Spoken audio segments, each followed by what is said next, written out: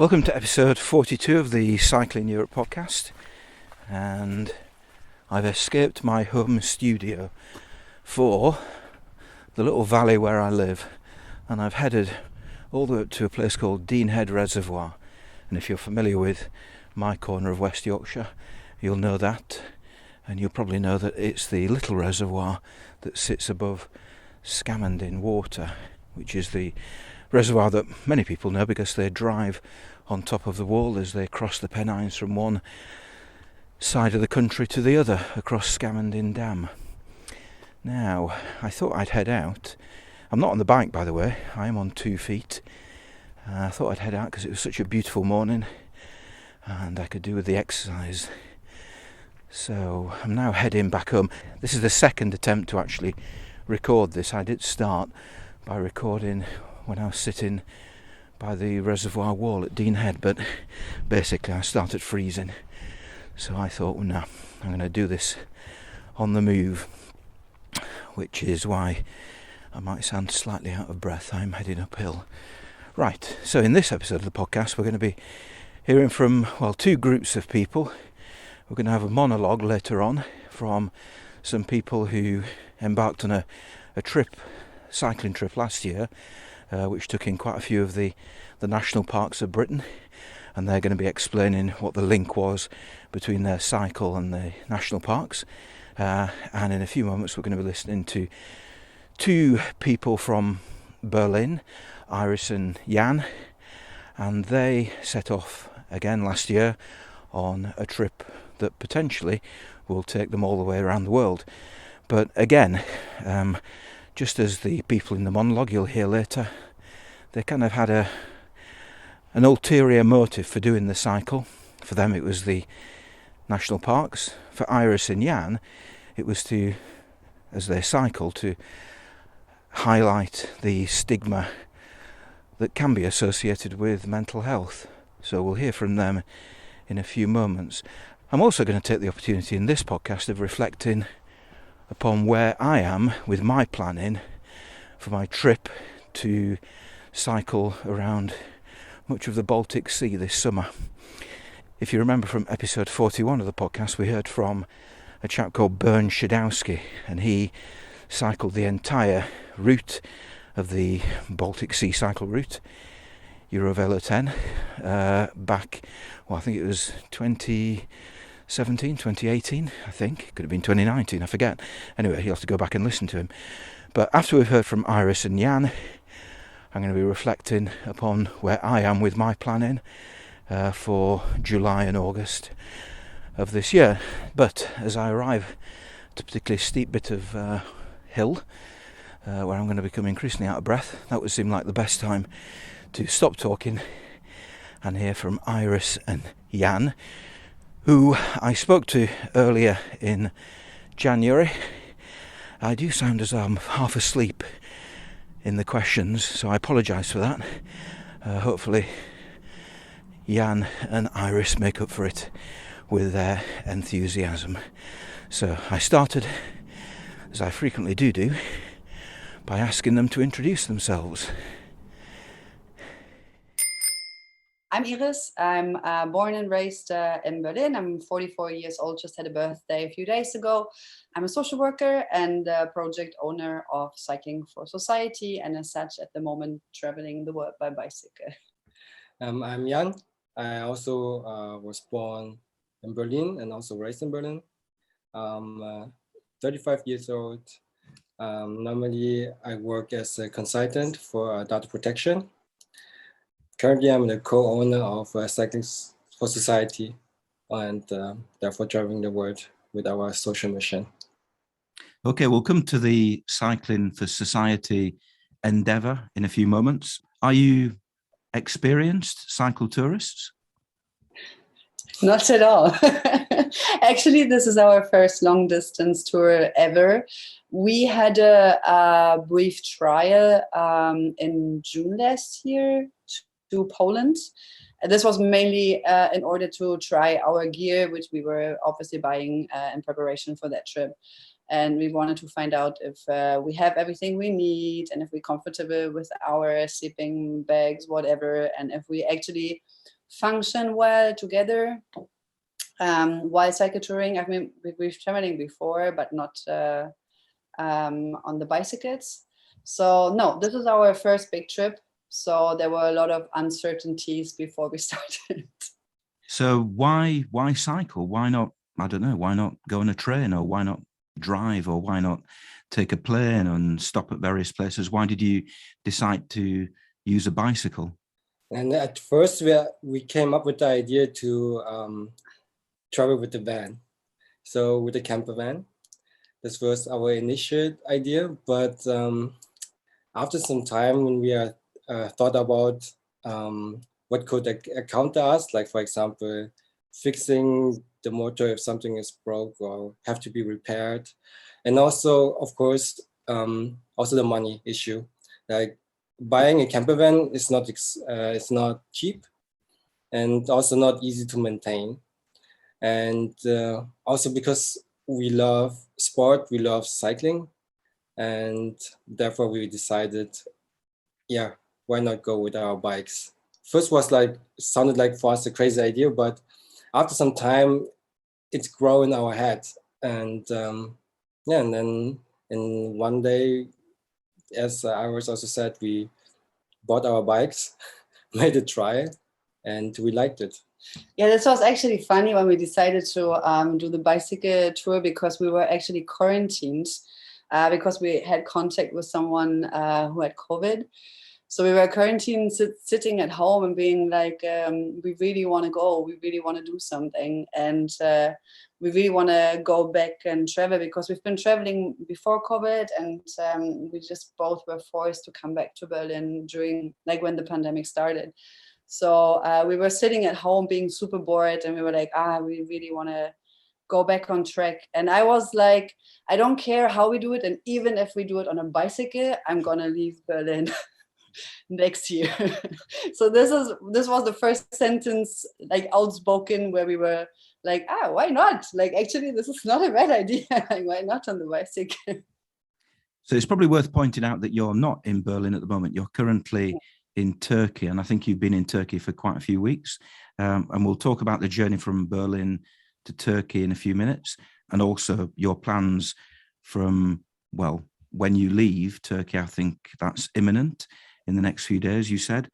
The idea of cycling, did that come before the aims of your Cycling for Society project?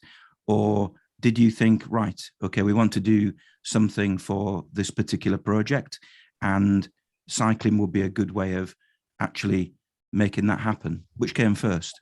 That's a very good question, because obviously we had cycling in our head from this very emotional event, which I just explained. But when things got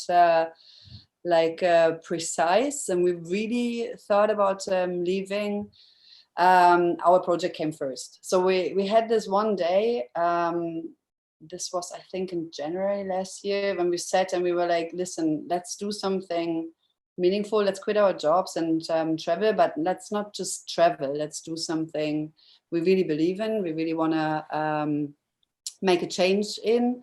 And we had this drawing where we were thinking about the whole idea of doing an anti-stigma project for mental health. And then we were like, listen, like this sentence you said the other day about let's do it on the bicycle actually fits really well with the idea, because how can we draw more attention than being out there with a bike where everyone stops you anyway, and it's like, what are you doing here? Like, why the fuck traveling by bike? So this is basically came very close together. But basically cycling is a method to promote mental health here. So, and we thought it's the best way to do it. But also was also our big dream to try the world and see the world. And for us, traveling by bike is also to come out of our comfort zone.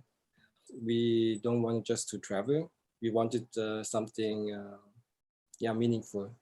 So how has adopting the Cycling for Society project, how does that make the cycle trip different? What are you doing which actually makes your journey different from if you just simply set off from Berlin with the intention of cycling around the world? In practical terms, how does it change the trip?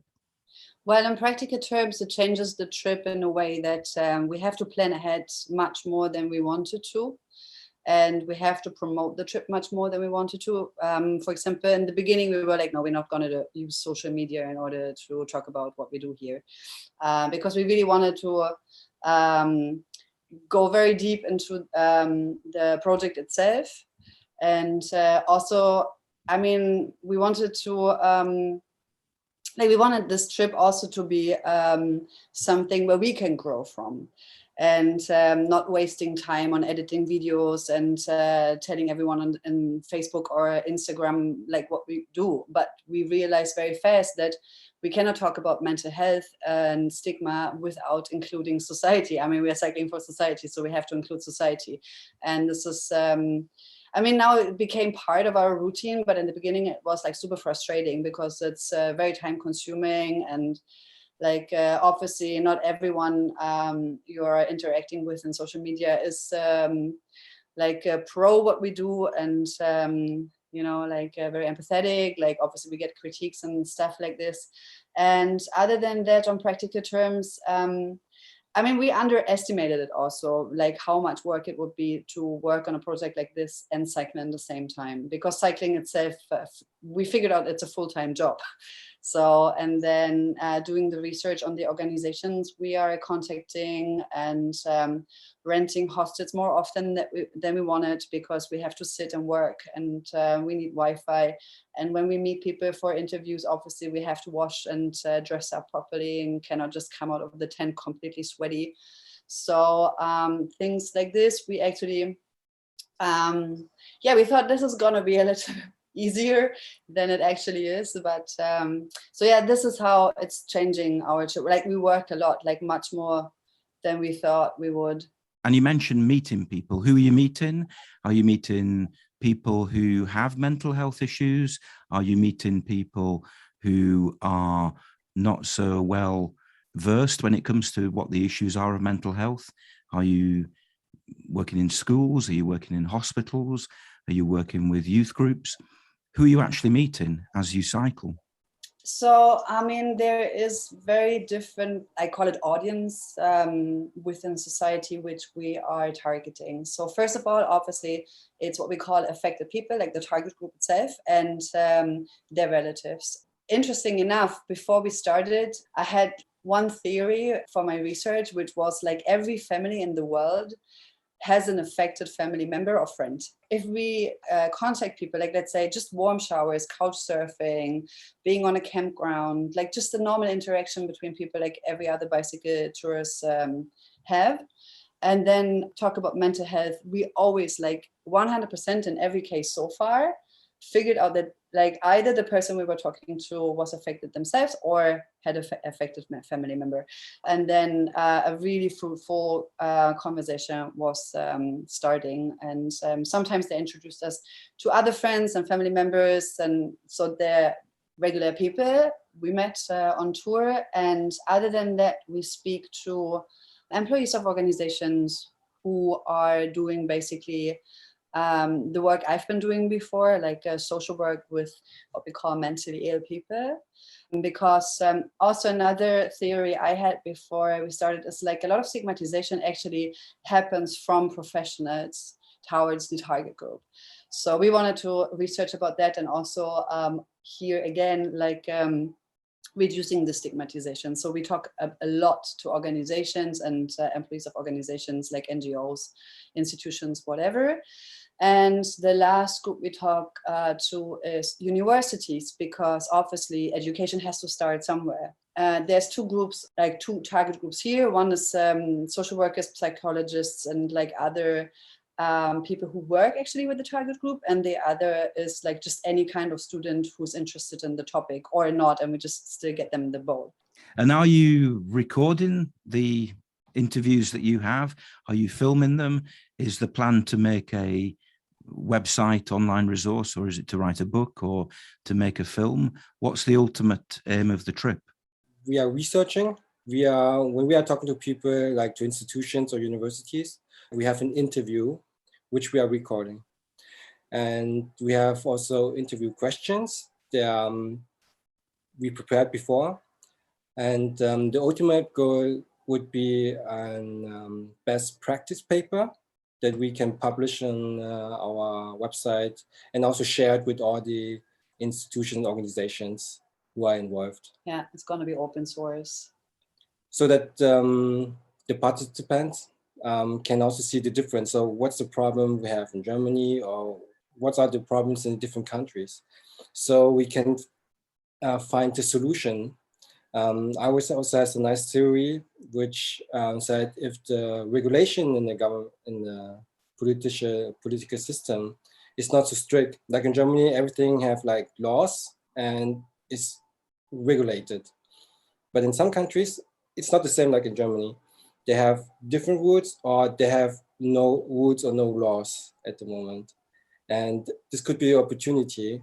And so in this case, that we can find a new way of solving the problems for people with mental illness. And I mean, this is on the academic level, but like on the non-academic level, obviously, our goal is just like to draw attention for the concerns people with mental health problems have because of stigmatization. So this is why we talk to individuals, and this is why we are currently planning online workshops, which are not targeting students only, because so far we are targeting students when we hold lectures, whatever, because I'm also employed still as a freelance in a university in Germany. So from this perspective, for me, it's easy to talk about stigma on that level. But like at the end of the day, we want to know that we actually talked to a lot of people who don't forget the conversation we had. And like so far, we have it only after 4 months on the road that people write us emails and be like, listen, we were talking about this subject. Can you write something to me? Because I'm trying to explain it to a friend, but I cannot verbalize myself so well. So maybe you want to write a little bit for me so I can share this information. Okay, right. Well, that's the project that you're involved in and the outcomes and how it's going to develop over the next few months. Let's get back to the cycling. You said you were novice cyclists. You've been to Poland on your bikes as a kind of a trial out with the bikes and the equipment. You set off from Berlin. Did you have a strict route in mind? You're now in Turkey. Did you know exactly what route you would be following from Berlin to Turkey? The first milestone for us was Istanbul, Turkey. So from Berlin to Turkey, Istanbul, this was the big goal. And between that, there were like countries we knew they exist, but we were not thinking about it to enter. While we are on tour, we change our plans all the time. All the time, exactly. For example, we wanted to go to Serbia, but then decided not to, and therefore we entered again Bosnia and Herzegovina. So to answer the question, yes, we had the plan, but we didn't follow it. Exactly. I'm just looking at your map now, and you, from Berlin, you set off, you go through Czechia, Austria, Slovenia, Croatia, Bosnia, and then Montenegro, I think, just a little bit, and then into Albania. How did you find the cycling conditions in some of those countries in the Balkans? Super different. Depends really where you are. I mean, you can always choose in those countries, especially in Bosnia. We had this common saying, you either go with a lot of cars or with a lot of dirt, because it was either dirt roads, but like really dirt roads with huge holes and like completely destroyed from rain and huge gravel we've never seen before, or you just ride on concrete and with a lot of cars. So we usually took the back roads, which made cycling in Bosnia for us really, really hard. Also, it's super hilly, as you probably know. So this was very challenging. But for example, countries like Albania, we were super surprised about the road conditions. Like even the back roads were not in such a bad condition. We had one road we got stuck in where we had to push the bike for 14 kilometers up the mountain and even back down because of the gravel. But this was, I think, in Albania the only time. Otherwise, the road conditions in Albania were super, like surprisingly well. Yeah, well, it was okay to ride. Personally, I realized how many hills and mountains we have on Earth. Then in Berlin, it's very flat. When we before we started, we cycled a lot, and in Berlin it's just flat. And I really thought I'm in really good condition. I don't need to train. I just go. But then, when we realized reached the Balkans. No, actually, it started before, remember? The thing is, when we started in Czechia, because we rode the Eurovelo 7 for some time, which goes from Berlin to Linz. So, and there was a part from Prague, I don't know, like 60 kilometers south from Prague. And we were like, okay, let's just hit the road for like, usually when we were cycling in Berlin and the area around it, we did like 90 to 100 kilometers, like on a day, because it's obviously flat. And we thought, okay, Czech Republic is probably a bit hilly, not like Austria or Slovenia, like mountainous. But the Eurovelo 7 is surprisingly steep. Like the road conditions are good, like the pavement is really well, but it's super, super steep. So after 60 kilometers, I just started crying. I'm like, fuck, if this is gonna go on all the way to Turkey, I'm gonna stop right here. So we asked a local farmer if we just could camp because we didn't reach the campground. And then just, yeah. I was going to ask about accommodation. You are camping most of the time? Yes, exactly. We white camp most of the time. Yeah, we just rent a hostel to work. Other than that, we were just white camping. I know we had warm showers in between sometimes. Yeah, that's true. Yes, warm showers and couch surfing, but mostly white camping. Have you had any problems, any issues since leaving Berlin? Actually, no. No big ones. No big ones. I mean, the biggest challenge for us in the beginning was when we started white camping. We were really insecure. So can we pitch our tent here, or do we get problem with the law, or the police is coming? So that's very German, by the way. It was I think this was the biggest challenge for us, and now it's easier for us to pitch our tent somewhere in the field, on the field. Yeah, white camping was never a problem. We have never been sick. I mean, one day we were really unlucky with the road where we had 18 punches on one day. I think this was the worst day of our tour so far. 18? 18, yes. Yes, 18. Well, the thing is, we didn't know that cotton flowers have big spikes. So we crossed next to a cotton plant field. And then we had to take out all the spikes from our tires. And then we had to basically just get a new set of inner tubes for definitely his bike. Yeah, my bike was okay. Yeah. I'm just looking at one of your pictures of your bikes. What kind of tires have you got? You got Schwalbe Marathon Plus? Yeah, this is mine. And before this catastrophe I just was talking about, Yanni had Schwalbe G1. Exactly. And they are horrible.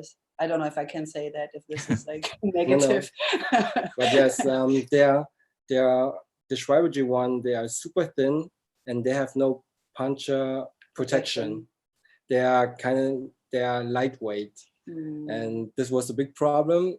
Yeah, you need Schwalbe Marathon Plus tires, and they are fantastic, and they usually, touch wood, you should potentially be almost puncture free. I had one puncture on 6,000 kilometers. Well, there you go. I'm sure Schwalbe will be delighted you've said that. Now, you're now in. So you arrived in Turkey. We're now in January. So you arrived in Turkey in early December. Is that right? No, in October. Already. We already arrived in October, and as Yanni said in the beginning, our initial thought was just to go to Istanbul and arrive by end of October in Istanbul, and then we actually wanted to hop on a plane and fly somewhere warmer. But it's basically every time we crossed the border on the strip, we changed our plans completely. So instead of cycling to Istanbul, we just did a right turn and cycled all the way south. So currently we are in Antalya, where we arrived already on the 17th of November. Yes. But then we decided to have a break and do a volunteering in between. This is why we stayed here for 2 months. Yeah, because A, we wanted to do something different in between, and B, there is a university here in Antalya where we were like really trying to get a cooperation with, because it's a partner university of the university I am working at. So it took some time to get this in place and everything. So this is why we were planning a longer stop here in Antalya. So tomorrow you set off again, and what is your plan for the next few months? For the plan at the moment is that we will fly to Oman, and we will cycle in Oman for we planned for 2 months. So the reason why we're traveling Oman is, first of all, we have to leave Turkey because we are not on a resident visa, but just on a tourist visa.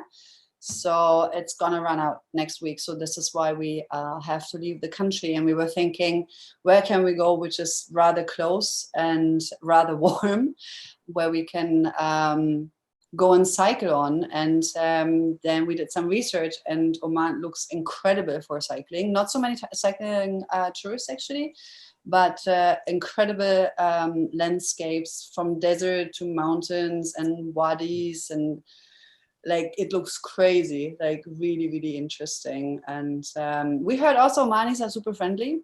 So let's see, and hopefully on the way back we can get an interview in the University of Muscat, because apparently they have really good education for social workers. It will be interesting to compare the Middle Eastern approach to mental health with the European approach to mental health. I would imagine there are probably quite big differences there. It depends really, because I already read there is always from the Ministry of Health of every country, you can actually get a paper of like it's a guideline for treatment of people with mental health disorders. And apparently so far, actually, I have to say Turkey has the best paper ever I've ever read, even better than Germany. It's rather new. They did it in 2019, and I already not really read it through, but overflew the one in Oman.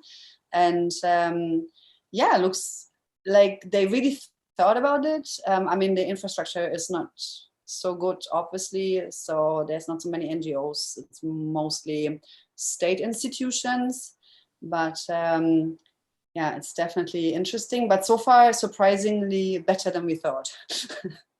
Am I right in thinking that you've got plans to write a cookbook for traveling cyclists? Yeah, exactly. When we were touring, we are on a low budget, which means going to a restaurant or buying food in a store is something we can't afford, and we also don't want. And therefore, we were like every day thinking about what we are eating for tonight, or what we do for dinner.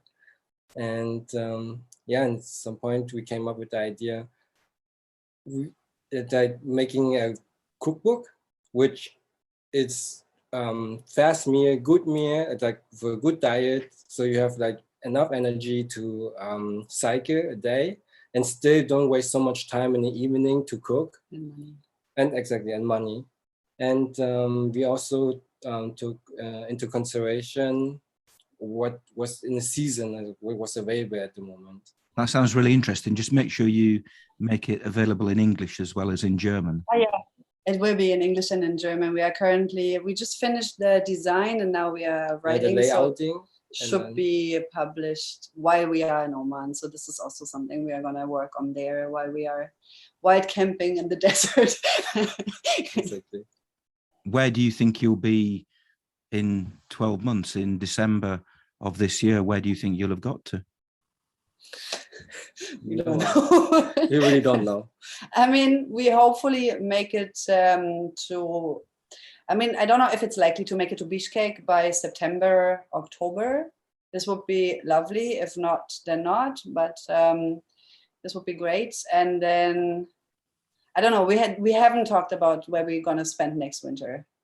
So, because we change our plans all the time, and then there's still COVID, and we might get stuck somewhere, and we don't want to focus too much on plans, because then we don't want to get disappointed when plans don't work out. We just want to go with the flow, you know, because for us it doesn't really matter where we go, because the topic is important everywhere. And even though we've been traveling to some of the countries we are now traveling through before, still we didn't do the research and we didn't do the project. So for us, everything in this constellation we are currently traveling with is new.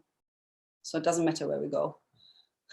And after 2022, is the plan to continue? Is it to go all the way around the world and then arrive back in Germany, back in Berlin from the West? In some point we have to, as the research phase we are in at the moment is planned for 1 year, max 2, which means in some point we have to write the papers. And to writing the papers, our initial plan was to go back to Germany, but at the moment we don't know. This is something we have to decide where we want to write the papers. Yeah. But one crucial thing we have to have in mind is our insurance, because the insurance, the end point is May 2023. Exactly. Yeah, by then we have to go back to Germany for some time, and if it's just in order to get a new insurance. But yeah, I mean, the research paper we could write anywhere, because I mean, this project is like completely private initiated. Like, we are not supported from the university. It's just a coincidence that I work there. It's completely private initiated and privately financed. So it's all our own costs. So basically the question about when are you going to head back home is easy when our money is running out, basically. Right, okay. And do you think when you write your research up, do you think, obviously you'll be talking about the mental health issues that you encounter in different countries and the approaches of different countries to addressing mental health issues, but to what extent do you think the cycling will be part of that final write-up piece of research? I mean, there's two elements here. One obviously is, which is like well known, that physical interaction, like movement, is basically promoting mental health. So for this reason, it's going to be a part of the research paper as well, because also we meet cycling initiatives on the way and talk about mental health with them, and not only cycling, like other sports clubs as well. Exactly. And then when we talk about like especially team sport and stigma, there is a proven effect on like a positive effect in regards of reducing stigma when it comes to team sports, because when people do something together as a team, they do it together as, like, let's say cyclists or table tennis players or dancers or singers, and they don't do it this person is mental healthy, or this one is not. This one has a depression and this one doesn't. So they don't talk about this in the first place. They talk about their common goals, like the things they like, the things they do together. So there's a lot of approaches using sports, especially team sports, in order to fight stigma. So this is how this is going to be involved in our research paper as well. Okay, and finally, how do you find traveling as a couple? Do you get on well together? Have you had any arguments? I suppose I always travel on my own, and I think, well, if I make a mistake, If I decide to go down that road, that's my problem. And I'm not going to argue with myself or feel bad with myself. It's just one of those things. But I imagine if you're traveling as a couple, then are there tensions on the road? Definitely. Definitely. I mean, the most tension, to be honest, we have regarding the work, because it's not to underestimate to work together as a couple, and then not only working together, but on top of that, spending 24/7 together.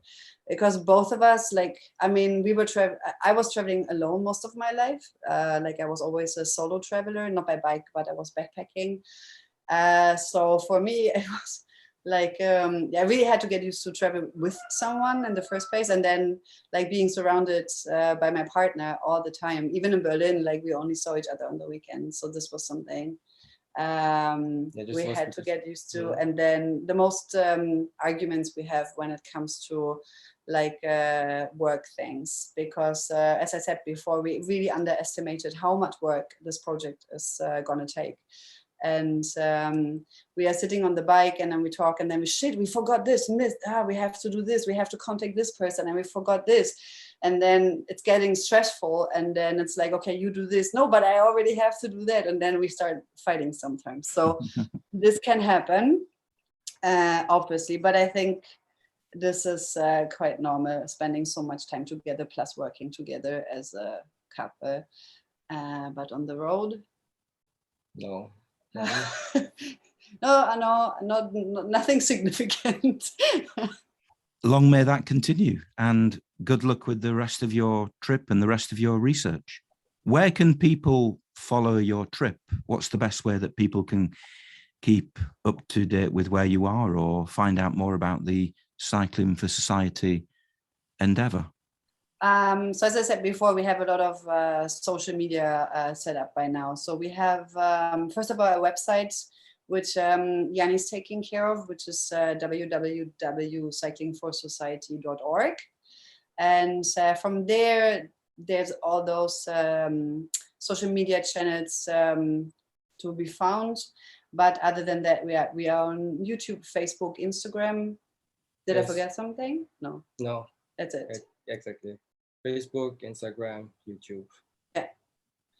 Okay, well, good luck with the rest of your trip, and I look forward to perhaps speaking to you again in 2023 or 2024 when you've finally returned to Berlin. Thank you very much. Good luck for you too.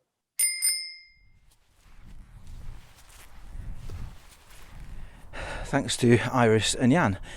Now, as you're listening to that, I've managed to climb the hill, so I'm no longer out of breath. Now, heading on a flat bit. You can probably hear the roar of the motorway in the far distance.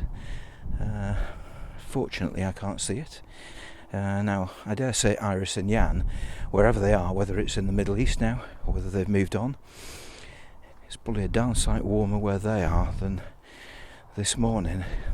The sun's gone behind the clouds and it's getting decidedly chilly, but hey, it is the middle of the British winter, end of January. Anyway, looking forward to warmer times this summer.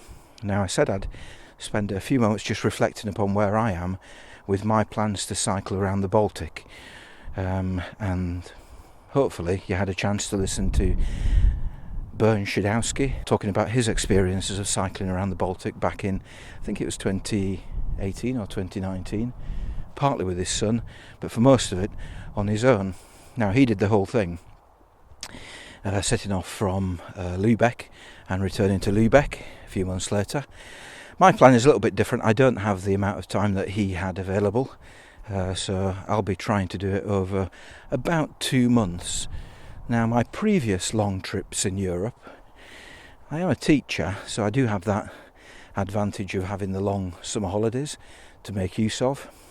And when I set off in 2010 to cycle to southern Italy, I did it in about 5.5 weeks. That was fine. 2013, I took an extra few weeks off work. Fortunately, my head teacher at the time, she was happy to do that. And it took me about 2 months.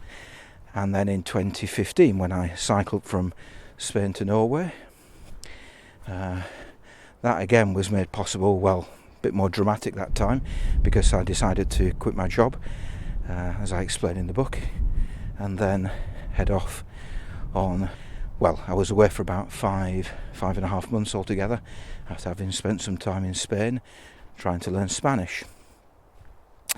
So anyway, I'm still a teacher, and I've actually just started a new job, a new permanent job, but the job that I've got is what is known as a 0.8 teacher. Basically that means I work 80% of the time. So for a lot of teachers, if they've got a fixed timetable, that will probably be working Monday to Thursday or Tuesday to Friday and having an extra day off, so for a long weekend.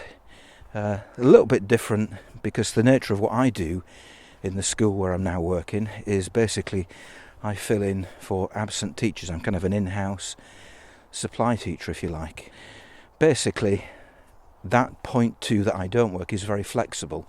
So what I've arranged with the school is that over the course of the academic year, they will choose half of the days when they don't want me to work, and I will choose half of the days when I don't want to work. And it makes sense for me, if I want to head out around the Baltic, to choose the days immediately before the summer holidays. So basically I've been able to extend my summer holiday for 2022 by 2 weeks.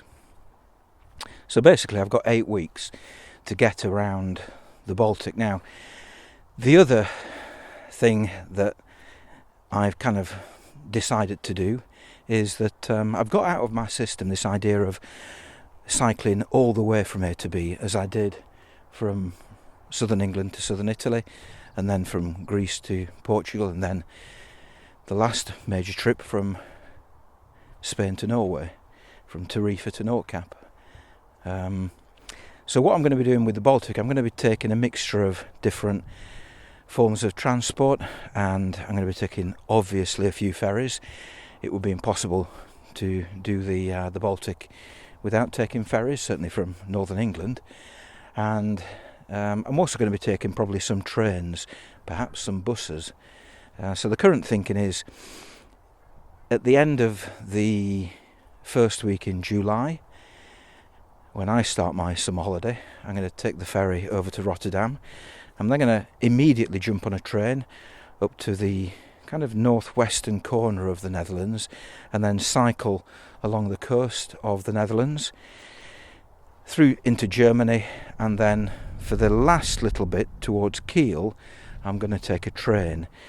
And I have to be in Kiel on, I think it's Friday the 14th of July. I haven't got my calendar in front of me, so I hope that date's right.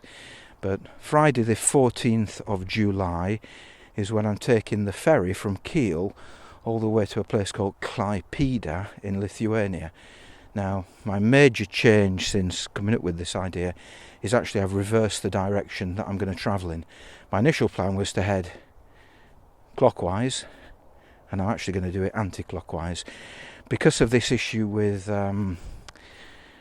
Kaliningrad, that exclave of Russia, that somehow, well, I could go and get a visa for it, but hey, the present situation with Ukraine and Russia and the West is not looking brilliant. That may play its part, I hope it doesn't, but that may play its part in the Baltic countries, God forbid, hope not.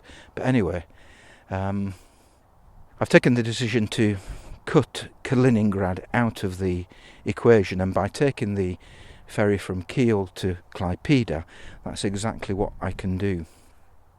Then cycle north through the 3 Baltic states, Lithuania, Latvia, Estonia. Take the ferry, again, it depends on what happens over the course of the next few months, I suppose, with Russia and Ukraine. It would be good if I could take the ferry to St. Petersburg. When you buy your ticket, apparently it gives you a 72-hour visa, but it may be that I have to just cut to the chase and head straight for Helsinki, but that's something I can hopefully decide at the time. It would be good to see St. Petersburg, but let's see what happens there. Once in Finland, now I'd like to travel around the Gulf of Bothnia, which is the kind of the big bit that sticks up out of the north of the Baltic. Well, it is part of the Baltic. It doesn't stick out of it. It is part of the Baltic, but it's also known as the Gulf of Bothnia. You can take trains from the south of Finland up to the north, which is probably what I'll do, and then I'll cycle a few hundred kilometres over the border into Sweden, and then continue cycling south until a point where I can either jump on a train or get a bus which will take the bike. Now, I've been warned recently that actually taking a bike on a train in Sweden, the longer distance trains, is actually not easy, in fact impossible, unless it's a fold-in dismantleable bike. There are buses, however, that go from a place called Umeå, which might extend the cycle a little bit further south into Sweden before I can jump on a public form of transport, so that needs to be investigated a bit more. I suppose an alternative would be simply, when I get to Finland, is to head to the islands that kind of fill the gap between Finland and Sweden, near Stockholm. They've been recommended. They're supposedly beautiful places, so that's a possibility. But that would mean I would cut out also the Gulf of Bothnia, which would be a pity. And then, well, the final bit of the trip would be relatively straightforward, coming through Sweden, southern Sweden, getting the ferry back to the other side, probably down to Germany, and that would then allow me to cycle some of the German coast, perhaps pop into Poland and experience a little bit of Poland, but then cycle back to the west along the North German coast, which is basically the bit that I will have cut out by taking the ferry from Kiel to Klaipeda right at the beginning. And from there, I'll be back to my friends who live in Hamburg. I say back because I visited them twice back in 2015 when I was cycling from Spain to Norway. So that's the plan. As ever, it's a plan that evolves, and I would imagine some of the details that I've just given there will change significantly between now and the beginning of July, not least because of this issue with Russia and Ukraine, and I just hope that that doesn't impact in travelling through the Baltic states. God forbid. I really do hope that that's not the case, but time will tell. I'm just hoping that Mr. Putin decides to keep his soldiers out of Ukraine. But it does look, I'm fairly confident that the thing that won't affect travel for the summer of 2022, certainly within Europe, is COVID. It looks to me as though we're beginning to live with COVID, and hopefully that won't be a problem travelling at least within Europe. I dare say it might still be an issue travelling a little bit further afield, which is basically, well, I cancelled my trip to Japan twice. That is very much now on the back burner. Perhaps one day, once COVID is a long forgotten thing. Right, so that's my plan for the Baltic. If you've got any thoughts on that, please do get in touch at Cycling Europe across social media, or by emailing podcast@cyclingeurope.org. Now,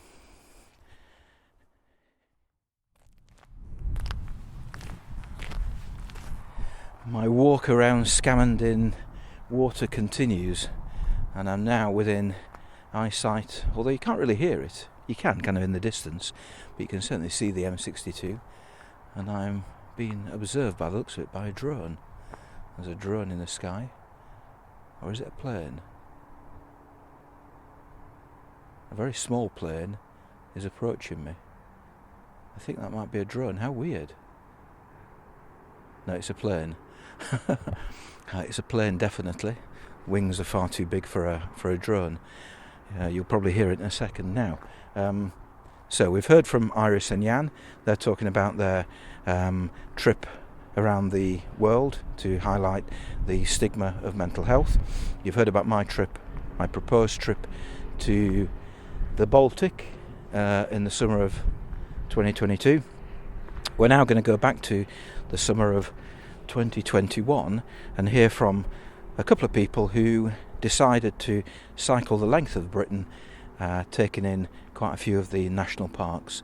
This is a monologue, no questions, so I'll hand the microphone over to them. Hi, I'm Isaac Kenyon, founder of Pedal for Parks.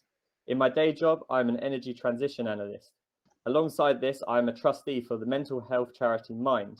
I've rowed across the Atlantic Ocean in 40 days, swam the English Channel in a relay, and I have a world record for the longest continual row on an indoor rowing machine, 83 hours non-stop. None of that is to do with cycling. I know this is a cycling podcast. So to sum up my previous experience in cycling, really quickly, before Pedal for Parks, I had never ridden a road bike before. Our 2-week-long adventure was a world-first cycle over sea and land based in the UK, which is what we're about to tell you about. Yep, you heard it right. We cycled over sea, over gravel tracks, and over tarmac in one epic bikepacking journey. I'm joined with Alex.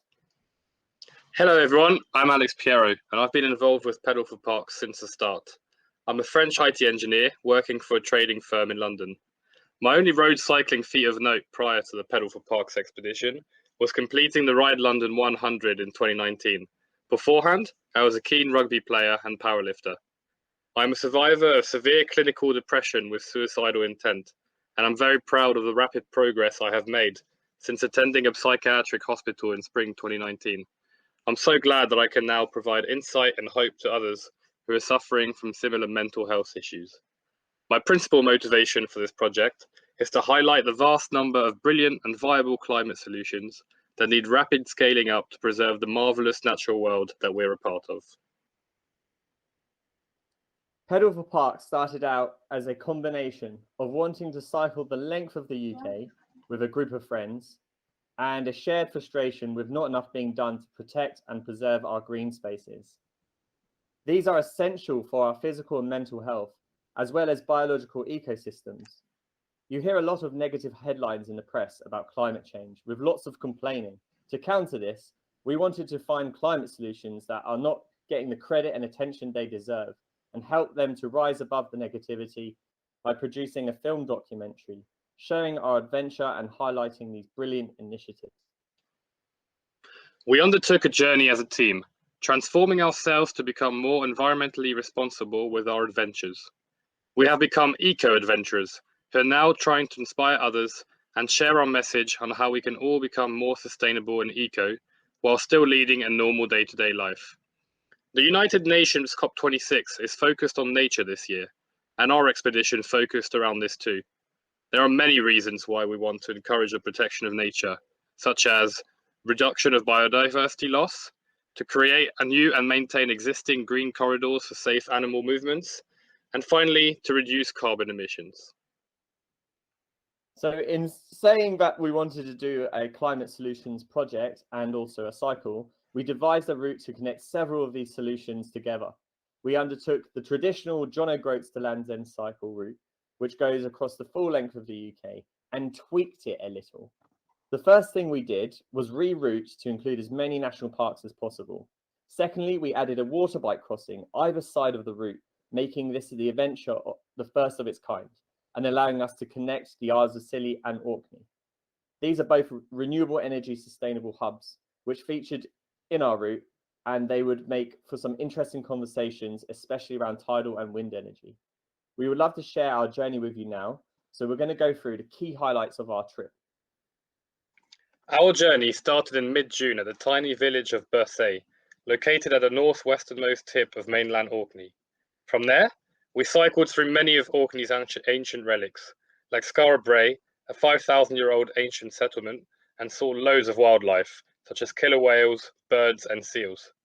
We wild camped on the cliffs at the harbour in Berwick, South Orkney, which we were going to set off from for our water bike crossing. The next morning, we got up at 4 a.m, ready to ride the waves, and embarked on our first water bike crossing to John O'Groats. To do this, we needed to cycle over one of the most dangerous tidal streams in the world, the Pentland First, navigating past eddies and whirlpools. At times, the tide could have reached 15 miles an hour. Fortunately, This crossing was completed in 2 hours, and we were very lucky to have been guided by an experienced sailor from the area. Having done the successful crossing, we arrived at John O'Groats, the most northeasterly point of mainland UK. We took a photo at the famous landmark, then jumped onto our gravel bikes to cycle along the Scottish Highland coastline, first visiting the enigmatic puffins at Dunet's Head. We cycled the east coast of the North NC 500 route down to the first national park of our trip, the Cairngorms. This area was the wildest we visited, and we did a lot of gravel riding.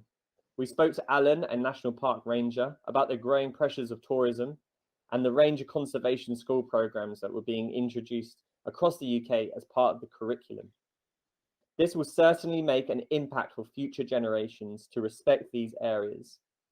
We wild camped at Loch Morlick, which sat just below the Cairngorms mountain range, and some of us had a revitalizing swim in the lake.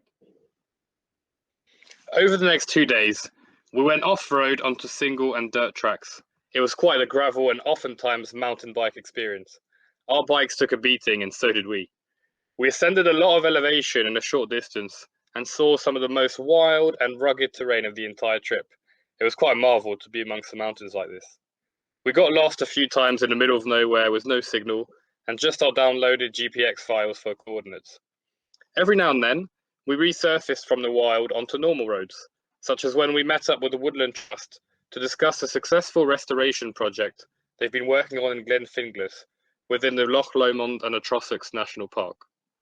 We also met up with our kit sponsor Endura, who are attempting to be a carbon negative company by offsetting their supply chain's carbon footprint through rewilding projects in Scotland and abroad. After the Loch Lomond and the Trossachs National Park, the next 2 days we left the beautiful scenery of Scotland behind us and ventured into England. The cycle through urban chaos of Glasgow reminded us all why we needed to protect our green spaces. We were, however, treated to a flat route from Glasgow to Carlisle that quickly came to an end once we reached the Lake District, our next national park, which was teeming with tourists due to the pandemic-induced staycation effect. The pressures of over-tourism in this national park were striking to see. Leaving the Lake District behind us, we cycled through many towns with little interconnecting green corridors, sadly, densely populated areas, and very large infrastructure projects, like the proposed HS2.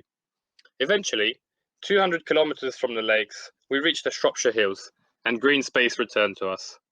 Following this, we nipped into the Brecon Beacons National Park, where we met up with Sustrans, discussing the work they are doing in improving access to green spaces and national parks via cycling and public transport, which is currently quite poor in Wales. Such work is much needed and is key to improve the physical and mental well-being of the local population.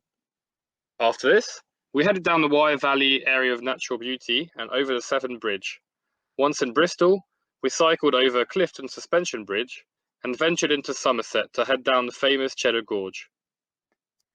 After getting to the bottom of Cheddar Gorge, we had a camp, and then we headed over the Quantock Hills and across into our next national park, which was Exmoor. The weather on this day was extremely foggy due to the low clouds, making it very mysterious to enter this national park. For anyone who has watched Harry Potter, it was like the Forbidden Forest, but there wasn't any freaks of nature in the park. We met up with another ranger too, who showed us a restoration project, which they had been working on for 20 years. He was very excited about the biodegradable spiral guards for tree planting, which are a new invention. They have been trialled as replacements for the conventional plastic-based tubes used in the past, and it prevents a lot more pollution. Following Exmoor, we cycled to Dartmoor, which is another epic moorland, and visited another park ranger, who discussed the importance of restoring peatland bogs to improve water catchment and mitigate flooding risks. Additionally, these bogs have 5 times the carbon storing potential of trees, which shows just how important it is to preserve and restore these spots.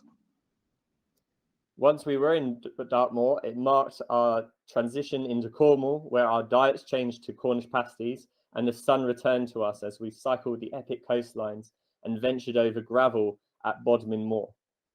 We cycled past Lizard Point, the most southerly point of mainland UK, and then cycle towards Land's End, the most southwesterly point of mainland UK, finishing our joggle route in 12 days.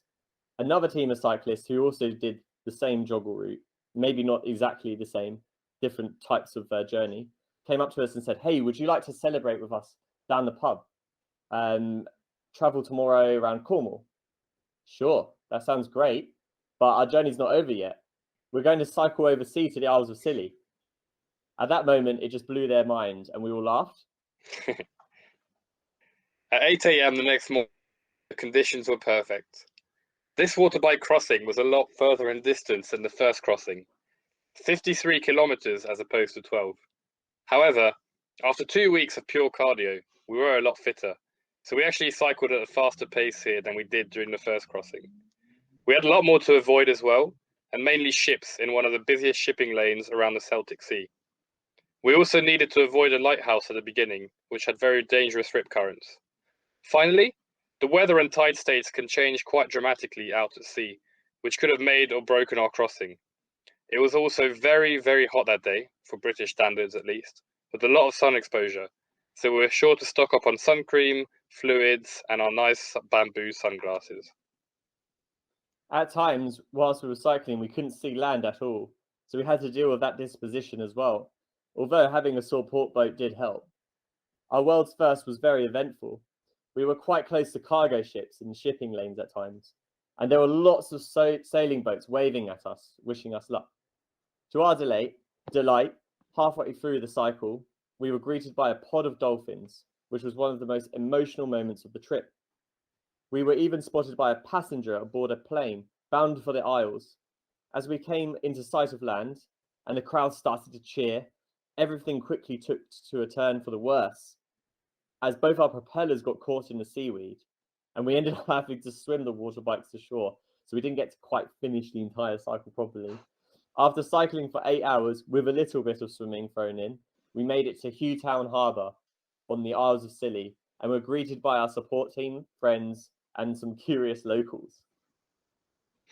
In total, we cycled 1,121 miles, 40 of which were over water, ascended 20,000 meters of elevation, visited 6 national parks, and conducted 25 interviews with different climate solution projects. This was our epic adventure, which we documented in a film. It has already been selected for Kendal Mountain Festival next month, one of the largest outdoor adventure film festivals in Europe. We also have a 24-hour online film premiere in partnership with Adventure Uncovered and Pause.tv, which will be on the 24th of November. To find out more about us, our adventure, our film, and what we're doing next, please check us out online at pedalforparks.co.uk. The 4 is a number 4. We're on Instagram, Facebook, Twitter, and LinkedIn.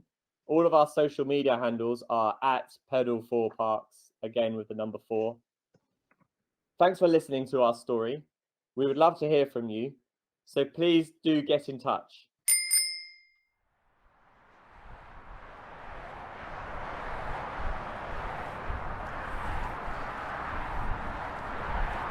Just passing over the bridge over the M62, there's a couple of cyclists, one going very fast in the direction of Halifax, the other one a bit more slowly in my direction.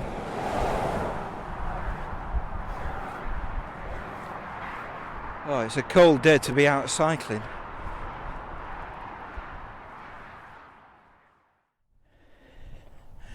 Found a quieter spot to round off the podcast. There are actually quite a few cyclists around and about, and once you get out of the wind, out of the exposed places like that bridge that I was just crossing, it's not too bad. I wonder if any of the cyclists are doing the West Yorkshire cycle route. I've never done it myself, but I do see signs for it regularly. I would imagine it's a pretty hilly route, circular route all the way around West Yorkshire.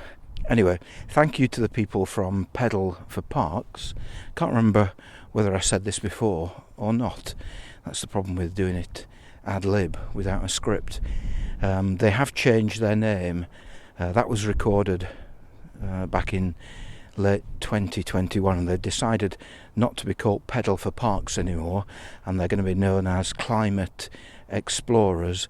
And if you want to find all the links, the new links, then if you go to their Twitter page, which is at Climate Explorer, without the S on the end, you'll find all the links. So thanks to them. Now, a few bits and pieces before we finish the podcast. First of all, if you'd like to support the podcast, then all you need to do is go to cyclingeurope.org/support, and you can do so on that particular page. If everybody listening to this donated just a small amount, it would make the podcast even more sustainable than it currently is. Now, I've got some jobs to do over the next few weeks. First of all, I'm thinking, this kind of connects with the Baltic Sea cycle route. I've only got one bike, which is my very expensive touring bike, and I don't fancy leaving it at work, at school, potentially for the thieves of the local area. Not that my school is full of thieves, I'm sure it isn't, but I'd rather not take the risk, so I'm thinking of buying a relatively cheap commuting bike. That's my job over the next few weeks. I've committed with another teacher to cycling to work, cycling to school after half term, which is basically at the beginning of March. So I've got another month to get myself sorted with a suitable bike. That, apart from the joy of cycling on a regular basis, is so important for preparing for a long trip. People in the past have said to me, how did you train, how did you prepare? Well, I didn't really for those long cycles. All I was doing is making sure that I was cycling on a regular daily basis to work, and that provided excellent preparation. Now, also in February, the virtual cycle touring festival is on the horizon. I forget the exact dates. It's over the week of my half term, spread over several days and a couple of weekends. So if you go to the Cycle Touring Festival website, you have to Google it for the exact address, then you'll find more details. There are quite a few people speaking at the festival who've previously appeared on the podcast, so that should be interesting if you want to ask your own question. Personally, I'm not giving a talk because basically I've got nothing new to say. But I will hopefully be hosting a few of the events there, so you may well see me pop up at various points, but well worth investigating. Loads of good speakers, Simon Parker for example, quite a few people who, as I said, have appeared on this podcast previously. Right, I've got one last job to do, and that's to finish my walk back home via Ripponden, I think, via the shop. So, hope you've enjoyed the podcast. If you'd like to get in touch, at Cycling Europe on social media, or you can email podcast@cyclingeurope.org. If you'd like to take part, it'd be fantastic to hear from you. Just get in touch and we can start a conversation, or if you've got any comments, and if you do want to rate or review the podcast, then please do so on your preferred podcast purveyor of choice. And I think Spotify recently have started podcast ratings, so it's not just Apple now, it's also Spotify. So if you fancy giving us a rating, then please do so. So until next time, until episode 43 of the Cycling Europe podcast, as I approach the main road again and head down home, thanks for listening, happy cycling and stay safe.